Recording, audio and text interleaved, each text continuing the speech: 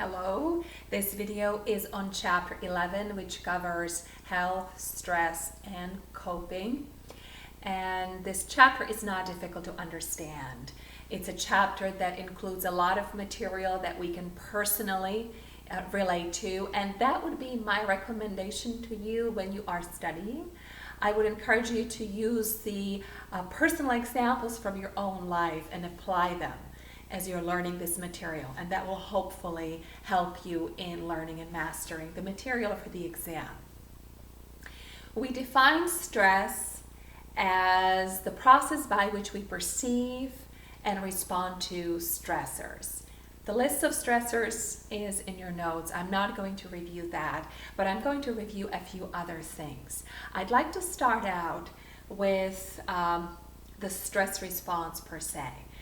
What does the body do when it feels stressed? And if you remember, back at the beginning of the school year, we discussed biology and behavior. And in that context, we talked about the central and the peripheral nervous system. And we talked about the autonomic nervous system having two parts. The sympathetic nervous system, which is the fight or flight response.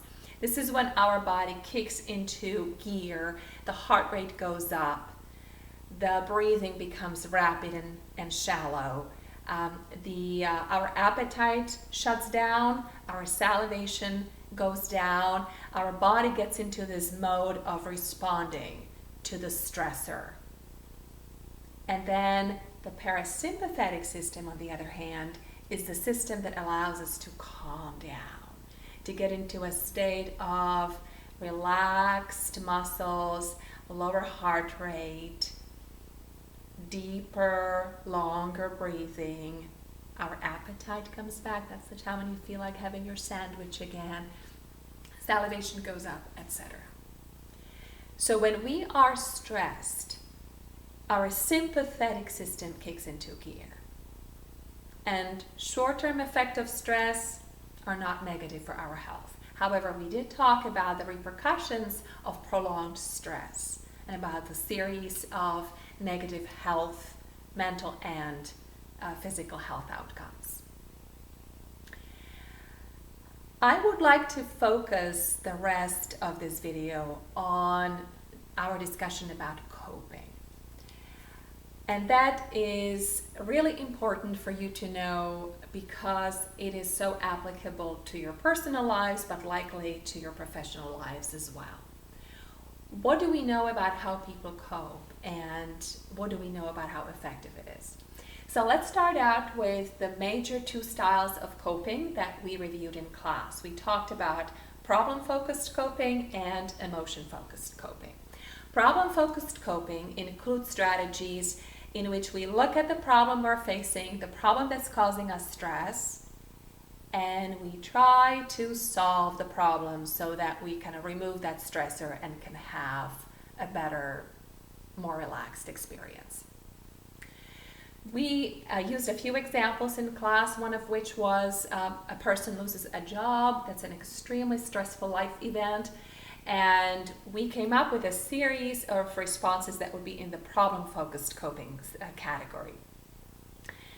Some of the items on the list were look for a job as soon as you can, accept a job that is not your ideal but easy to get, and that will allow you to pay your bills, and then you can keep looking for a job that you would ideally like to get. Go back to school, get more training, etc. So you can see on this specific example, the focus of the strategies is to solve the problem, to reduce stress. The second type of coping, the second style of coping rather, is called emotion-focused. And that is the kind of coping in which we focus on soothing and comforting our emotions.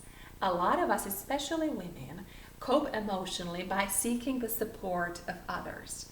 They pick up the phone and call a friend or a family member and talk about what's going on, and that helps them feel better. Another example would be, let's say you're going through a lot of stress and you really enjoy gardening, so you go out and you lose yourself in gardening for hours on end as a way of coping. Okay? So those would be examples of emotion-focused coping.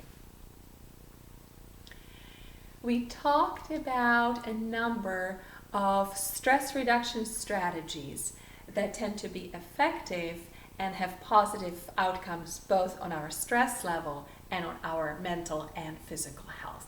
They include aerobic exercise, which would be jogging, fast walking, Zumba, any kind of activity that gets the heart rate pumping faster and is a prolonged activity. Yoga is very beneficial to our health and in managing stress. Meditation, relaxation exercises, involvement in religious communities for people who are religious, etc. This is just a quick overview of some of the coping strategies. You can find the details in your book and in your notes. And again, if you have any questions, just get in touch with me and I will be back with the very next video soon. Thank you for your attention.